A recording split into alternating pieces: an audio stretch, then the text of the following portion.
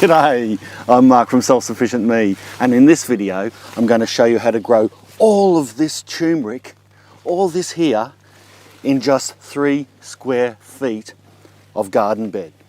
That's right, just in that little corner, all this turmeric. And you won't believe how easy it is to do.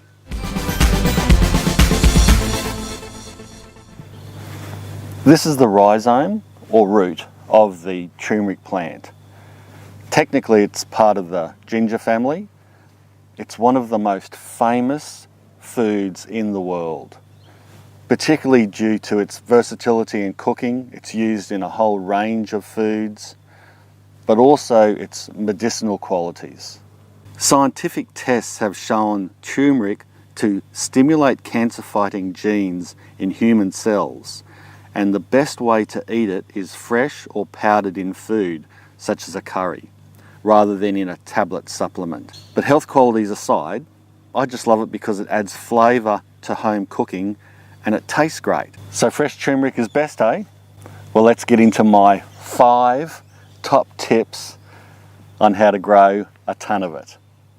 Tip number 1, planting. Turmeric is a really hardy crop. It's easy to grow. You can even abuse it and it'll still find a way. But to get the best out of your turmeric crop and to grow the most of it, try doing these things. First of all, compost. Prepare the soil before planting by adding lots of rich compost. Turmeric loves a lot of food. Like I said, it will grow miserly if it has to, but give it lots of food and I tell you what, it'll love you back. Use pieces of the rhizome, roughly 2 or 3 inches square. Smaller pieces will grow also, but the bigger the piece, the more energy reserves it has to grow well. Plant it in free draining, crumbly soil that has been well tilled. Otherwise, in hard compacted soil, the root will find it harder to expand and it may also rot. Plant about 6 inches apart or thereabouts, but turmeric does grow well crowded, so don't worry too much if it's a little crowded in. Bury the rhizome about 1 inch or 2 underneath the surface and fertilise with a good few handfuls of organic fertiliser such as blood and bone and chicken pellet manure, or you can use well-rotted animal manures if you've got them handy. You should mulch over the top of the turmeric once you plant it, say about 2 or 3 inches, sugarcane mulch, or even its own stems that have died back from the last season, because this will stop weeds competing with the new shoots as the turmeric tries to grow through. And for those of you who like growing in pots and containers, just like ginger, turmeric will grow really well in those environments also. The same principles apply. Tip number 2, water. Turmeric originates from Southeast Asia, which is primarily a tropical climate. It loves it hot and wet. But just because turmeric comes from a tropical region doesn't mean you can't grow it all around the world. Grow it at the hottest time of the year, in a position where it has plenty of sun, and water it regularly. Water more, especially if you are growing in pots or containers, because they tend to dry out faster. And that's the balance you have to make. You need it free draining because that's what turmeric likes, but you also need to give it plenty of water. So if your soil is too heavy in whatever container you use or garden bed, you're going to try to water it and give it the water it needs, but then if it's too boggy, the tubers might just rot in the soil. So the key really is more free draining than anything, even if it means you have to water it daily. Tip number 3, the growing area. I'm sitting in it. To grow this much turmeric, you really need a fair-sized growing area. Yes, this is only 3 feet by 3 feet, just where I'm sitting now, and I grew this much. But of course, logically, you can't grow this much turmeric in a tiny pot like this. So you've got to allow for at least a bit of space. It's best to find a central vegetable garden position where the sun can get access to the plants for most of the day without getting shaded out by other plants or trees. You may need to build up your stock over several years, to get this much turmeric. just doesn't happen overnight, obviously.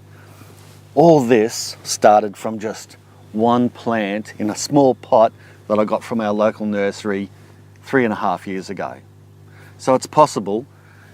Take what you need, preserve, eat what you need, and put the rest back into the garden, and then you'll keep growing your stock like that. Tip number 4, crop rotation. You may have heard about the benefits of crop rotation and how good it is to rotate your crops in a separate garden bed each year. I've found it's only necessary to crop rotate every 2 seasons, every few years, to negate soil depletion and a build-up of pests.